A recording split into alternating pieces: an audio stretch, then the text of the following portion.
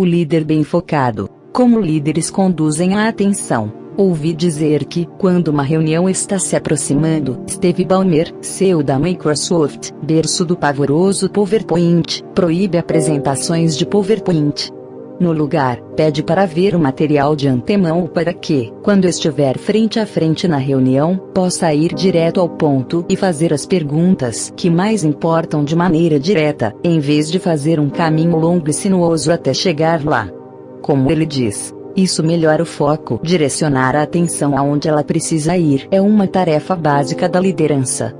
O talento neste caso está na capacidade de voltar a atenção ao lugar certo na hora certa, percebendo tendências, revelando realidades e aproveitando oportunidades. Mas não é apenas o foco de um único tomador de decisão estratégico que faz uma empresa vencer ou quebrar. É toda a amplitude de atenção e destreza que envolve a todos. Simples números de pessoas tornam a atenção cumulativa de uma organização mais distributiva do que a de um indivíduo, com uma divisão de trabalho por quem presta atenção no que. Esse foco múltiplo torna a capacidade de atenção de uma organização mais adequada a ler e reagir a sistemas complexos do que a de qualquer pessoa. A atenção nas organizações, assim como ocorre com os indivíduos, tem uma capacidade limitada. As organizações também precisam escolher onde investir a atenção, focando nisso enquanto ignoram aquilo. As funções centrais de uma organização, financeiro, marketing, recursos humanos, e assim por diante, descrevem o foco de um grupo em particular. Sinais do que pode ser chamado de transtorno de déficit de atenção organizacional incluem tomar decisões erradas por falta de dados, não parar para refletir, ter problemas para obter atenção no mercado e a incapacidade de focar no que onde importa. Tomemos como exemplo obter atenção no mercado, onde a moeda é o foco dos clientes. Os critérios para atrair a atenção ficam cada vez mais exigentes. O que era empolgante no mês passado parece um tédio hoje.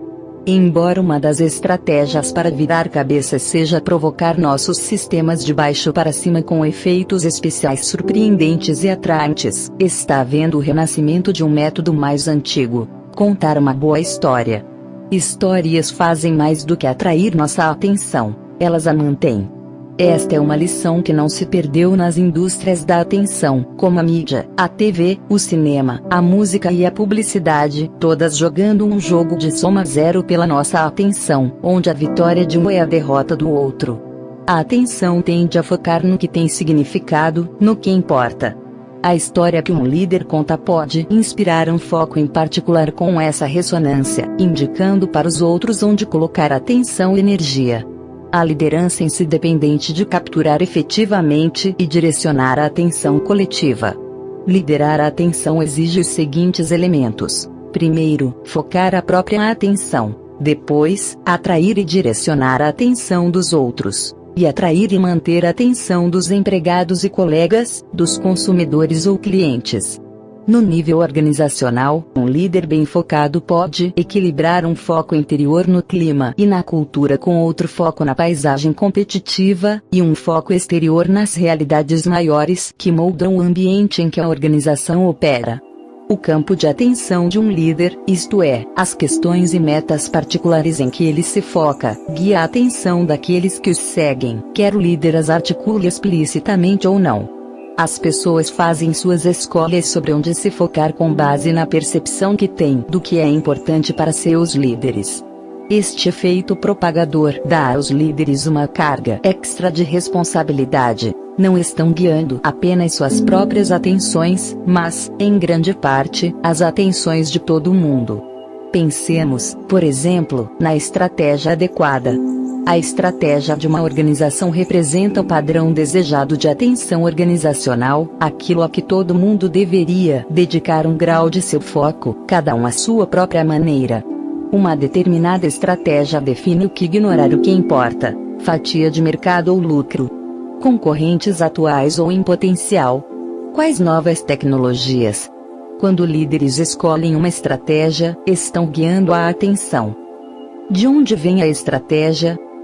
Chegou o dia da demonstração, e alguém montou um alvo de arco e flecha numa colina coberta de grama em cima de um penhasco na beira do Oceano Pacífico. Shino se colocou a uma boa distância do alvo, posicionou os pés na postura tradicional de um arqueiro, endireitou as costas, puxou o arco muito lentamente, esperou um instante e então soltou a flecha. A flecha passa voando muito longe do alvo, faz um arco contra o céu aberto e cai no Oceano Pacífico bem abaixo. Todos os que estão assistindo ficam espantados. Então Kobun Shino grita com alegria: na mosca! O gênio, observou Arthur Schopenhauer, atinge o alvo que os outros não veem. Kobun Shino foi o mestre zen do lendário CEO da Apple, o falecido Steve Jobs. Entre os alvos não vistos em que Jobs acertou estava o então radical conceito de um computador que qualquer um pudesse compreender e usar com facilidade, não apenas os geeks, uma ideia que de alguma forma havia escapado de todas as empresas de computadores da época. Depois de criar o primeiro computador de mesa da Apple, ele e seu Time transferiram a mesma interface amigável ao usuário para o iPod, o iPad e o iPhone, todos produtos úteis que não havíamos nos dado conta de que precisávamos, nem imaginado, para começo de conversa, até que os vimos. Quando Steve Jobs voltou para a Apple em 1997, depois de ter sido expulso em 1984, encontrou uma empresa com um mar de produtos, computadores, produtos periféricos para computadores, 12 tipos diferentes de Macintosh. A empresa estava enfrentando dificuldades. Sua estratégia foi simples: foco. Em vez de dezenas de produtos, eles se concentrariam em apenas 4. Um computador e um laptop para cada um de 2 mercados, consumidores e profissionais. Exatamente como em sua prática zen, onde reconhecer que se está distraído ajuda na concentração, ele viu que decidir o que não fazer é tão importante quanto decidir o que fazer.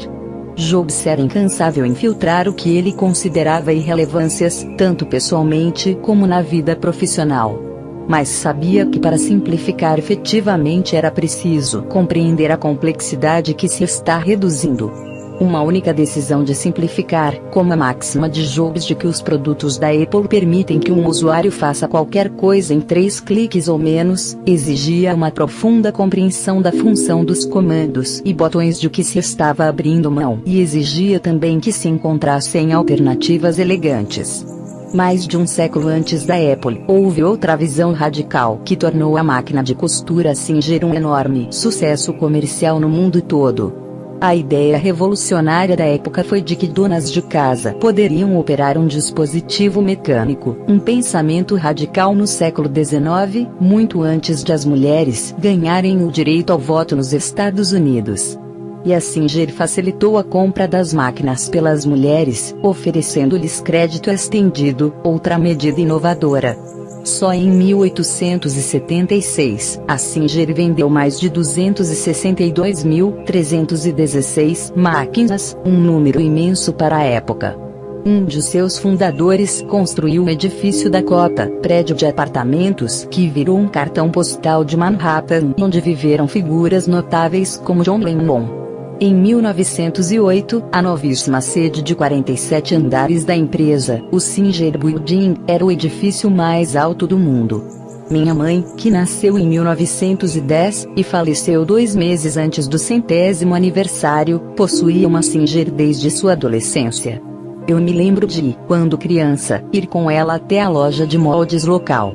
Mulheres da sua época costumavam fazer as próprias roupas e as da família.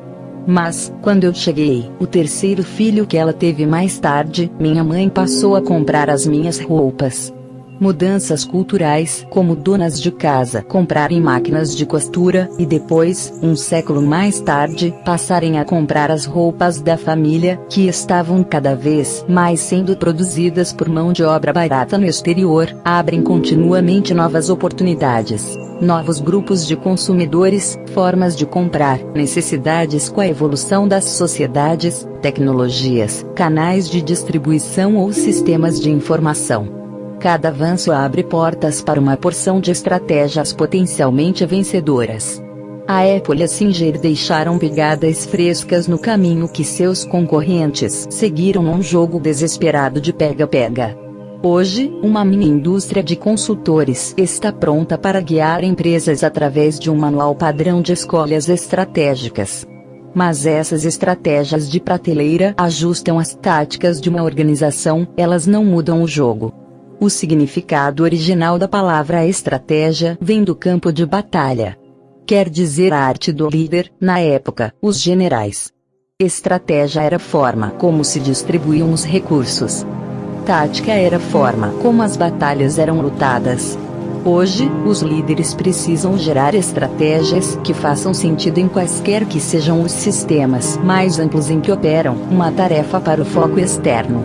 Uma nova estratégia significa uma reorientação do que hoje é rotina para um foco diferente.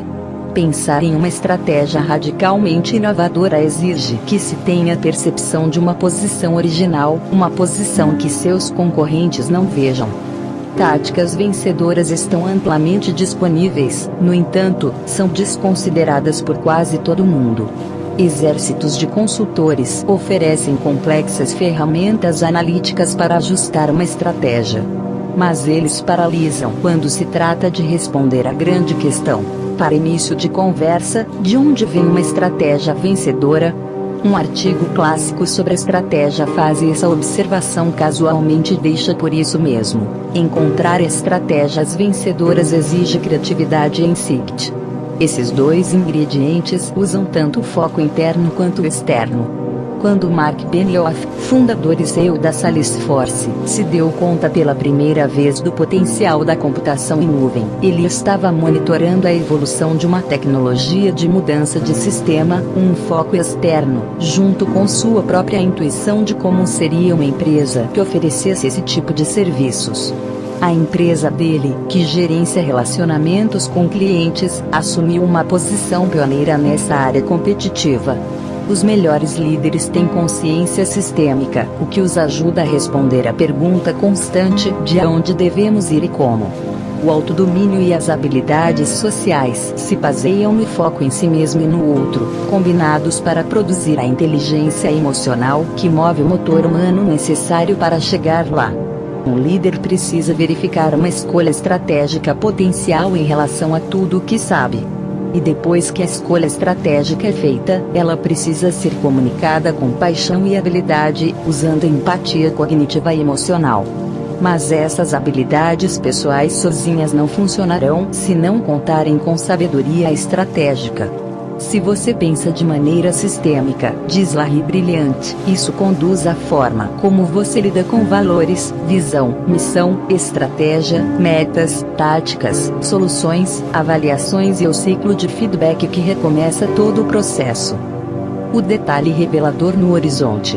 Por um tempo, o BlackBerry foi uma tecnologia revolucionária, mudando as regras do jogo ao substituir concorrentes, nesse caso, algumas funções de PCs e laptops, e, completamente, os telefones celulares.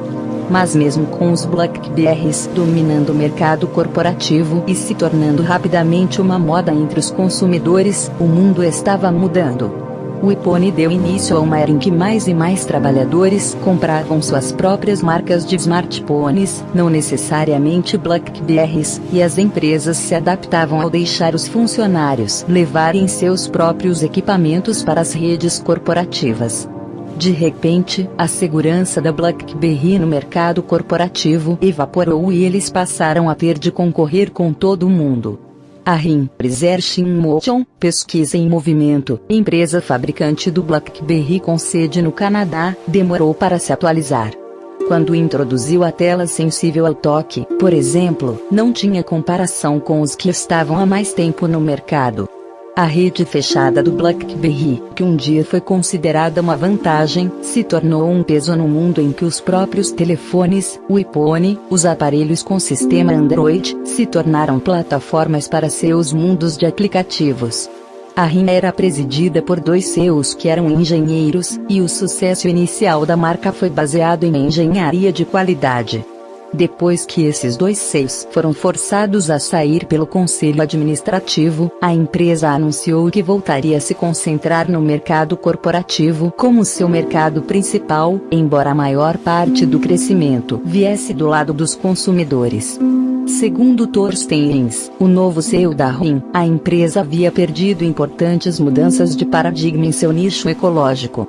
Eles haviam ignorado a mudança nos Estados Unidos para as redes sem fio de quarta geração, 4G, deixando de produzir aparelhos para 4G mesmo quando a concorrência já conquistava esse mercado.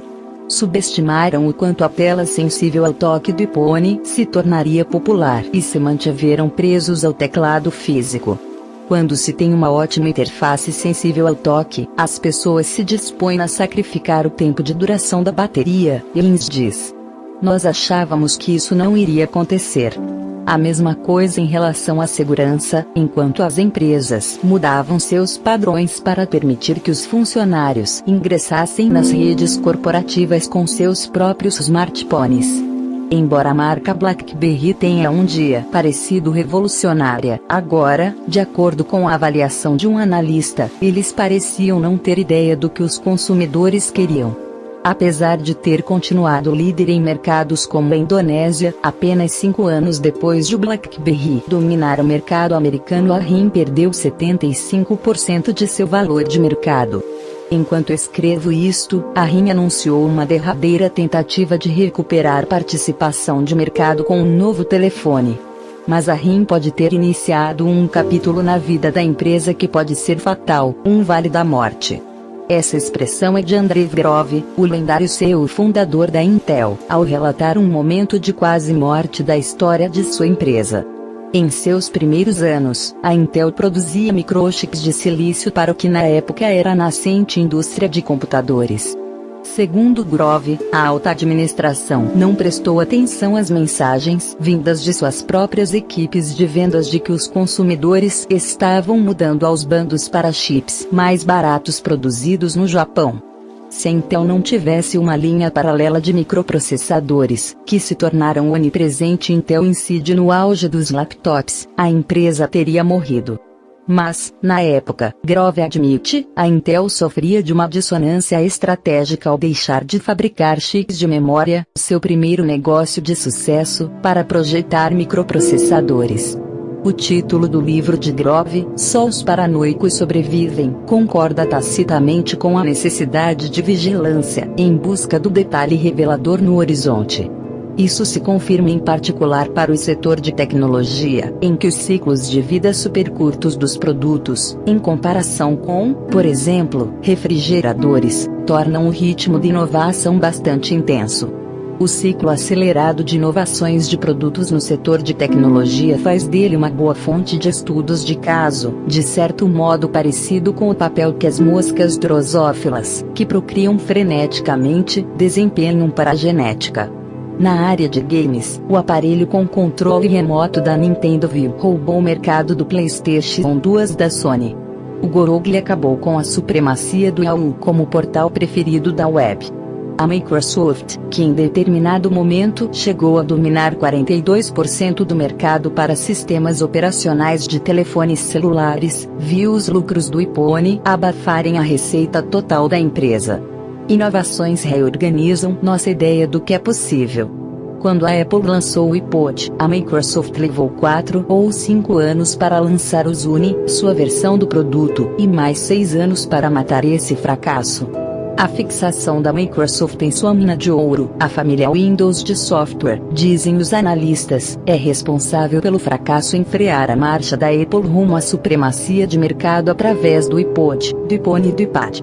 Como Clayshirky observa, em relação ao fracasso em se desviar o foco das zonas de conforto, primeiro as pessoas que estão no comando do antigo sistema não percebem a mudança. Quando percebem, deduzem que não é importante. Então percebem que é um nicho e, depois, uma moda. E quando finalmente compreendem que o mundo realmente mudou, já deixaram passar grande parte do tempo que tinham para se adaptar. Pense diferente. Qualquer curso de escola de administração a respeito de estratégia falará sobre duas abordagens: a exploração e a investigação. Algumas pessoas e alguns negócios, como a RIM, obtêm sucesso através de uma estratégia de exploração, na qual aprimoram e aprendem como melhorar uma capacidade, tecnologia ou um modelo de negócio existentes. Outras encontram o caminho para o sucesso através da investigação, fazendo experiências com alternativas inovadoras em relação ao que conhecem. Empresas com uma estratégia vencedora tendem a refinar suas operações e ofertas correntes, não explorar mudanças radicais no que oferecem. Um ato de equilíbrio mental, investigar o novo enquanto explora o que está dando certo, não ocorre naturalmente. Mas pesquisas descobriram que aquelas empresas que podem tanto explorar quanto investigar, como a Samsung fez com os smartphones, são ambidestras. Separam cada estratégia em unidades diferentes, com culturas e formas de operar bastante distintas. Ao mesmo tempo, tem um time de líderes bem coeso, que fica de olho no equilíbrio dos focos interno, externo e no outro. O que funciona no nível organizacional encontra paralelo na mente individual. O executivo da mente, o árbitro de onde nosso foco será direcionado, administra tanto a concentração exigida pela exploração quanto o foco aberto demandado pela investigação. Investigação significa nos desconectarmos de um foco corrente para buscarmos novas possibilidades, e permite flexibilidade, descoberta e inovação. A exploração mantém o foco no que já está sendo feito para que se possa refinar as eficiências e melhorar o desempenho. Os que exploram podem encontrar um caminho mais seguro, com menos riscos, para os lucros, enquanto que os que investigam têm a chance, em potencial, de encontrar muito mais sucesso com a próxima novidade, embora os riscos de fracasso sejam maiores, e o horizonte de retorno, mais distante. A exploração é a tartaruga, investigação, alegre. A tensão entre essas duas linhas opera na mente de cada tomador de decisão. Você fica com a tecnologia de baterias em que sua empresa está se aperfeiçoando e fazendo render cada vez mais. Ou investe, digamos, em pesquisa e desenvolvimento para a criação de uma nova técnica de armazenamento de energia que poderia tornar as baterias obsoletas, ou não. São essas as decisões estratégicas práticas que fazem uma empresa prosperar ou quebrar, como vem defendendo há anos o mago da teoria estratégica de Stanford, James Smart. Os melhores tomadores de decisão são ambidestros no equilíbrio das duas estratégias, sabendo quando passar de uma para a outra. Eles conseguem liderar organizações que seguem os dois caminhos, que são capazes, por exemplo, de crescer inovando e contendo custos simultaneamente, duas operações bastante diferentes. A Kodak era excepcional em fotografia analógica, mas tropeçou na nova realidade competitiva das câmeras digitais. Esse perigo é abundante durante o declínio de um negócio, quando as empresas compreensivelmente focam em sobreviver e atingir as metas cortando custos, mais frequentemente à custa de deixar de se preocupar com suas pessoas ou de se manter atualizado em relação às mudanças do mundo. O modo de sobrevivência estreita nosso foco. Mas prosperar também não é garantia de ambidestreza. Essa mudança pode ser mais difícil para os que são apanhados no que Grove, da Intel, chama de armadilha do sucesso. Ele observa que todas as empresas irão enfrentar um momento em que terão de mudar dramaticamente para sobreviver, quanto mais para melhorar o desempenho. Basta deixar o instante passar, ele avisa, para começar o declínio. Durante muito tempo, Grove diz, a Intel ainda manteve seus melhores profissionais de desenvolvimento trabalhando com chips de memória, mesmo quando a sobrevivência da empresa passou a depender dos microprocessadores, o que, ao longo da década seguinte, viria a se tornar um imenso motor de crescimento. A Intel estava tendo dificuldade para passar da exploração para a investigação. O slogan da Apple, pense diferente, impõe uma mudança para a investigação. Mudar para um novo território, em vez de se entrincheirar para aumentar a eficiência, são posturas mais do que contrastantes. No nível cerebral, as duas representam funções mentais e mecanismos neurais inteiramente diferentes. O controle da atenção é a chave para os tomadores de decisão que precisam fazer a mudança. Exames cerebrais realizados em 63 experientes tomadores de decisão, enquanto seguiam estratégias exploradoras ou investigadoras num jogo de simulação, ou trocavam de uma para a outra, revelaram o circuito subjacente específico de cada tipo de foco. A exploração era acompanhada por atividades no circuito cerebral de expectativa e recompensa. É agradável sair-se bem numa rotina confortável e familiar. Mas a investigação mobilizava a atividade nos centros executivos do cérebro e nos centros de controle da atenção. Aparentemente, buscar por alternativas para uma estratégia corrente demanda foco intencional. O primeiro movimento rumo a um novo território exige se desligar de uma rotina agradável e combater a inércia. Esse pequeno ato de atenção demanda o que a neurociência chama de esforço cognitivo. Essa pitada de esforço do controle executivo libera a atenção para vagar amplamente e perseguir novos caminhos. O que impede as pessoas de fazerem esse pequeno esforço neural? Para começar, sobrecarga mental, estresse e privação de sono, sem mencionar bebidas alcoólicas, esgotam o circuito executivo necessário para fazer uma mudança cognitiva como essa, o que nos mantém na nossa rotina mental. E o estresse da sobrecarga, da falta de sono e do apelo a substâncias tranquilizantes